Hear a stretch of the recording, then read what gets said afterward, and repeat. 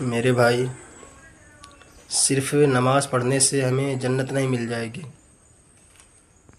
ہم نماز چاہے جتنی پڑھ لیں، اللہ کی چاہے جتنی عبادت کر لیں، اگر ہماری وجہ سے کسی کو تکلیف ہے اور ہم نے کسی پر ظلم کر رکھا ہے، یا ہم نے کسی کا حق دبا رکھا ہے، یا ہماری شرارتوں کی وجہ سے کسی کو دلی تکلیف ہے، تو پھر ہماری نماز ہمیں جنت کبھی نہیں دلائے گی۔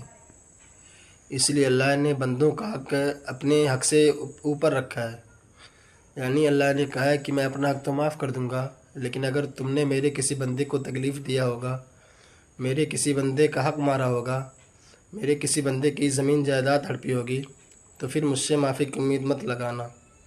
تو آج ایسے ہی بہت سارے نمازیوں کا حال ہے۔ نماز پڑھیں گے امام کے پیچھے، نماز پڑھیں گے پہلی صف میں، لیکن ان کے دل میں کھوٹ ہے، ان کے دل میں خود بگاڑ ہے۔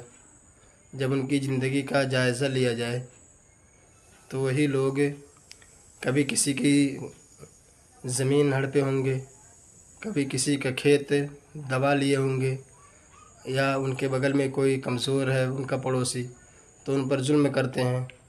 یہ حال ہے آج ہمارے نمازیوں کا۔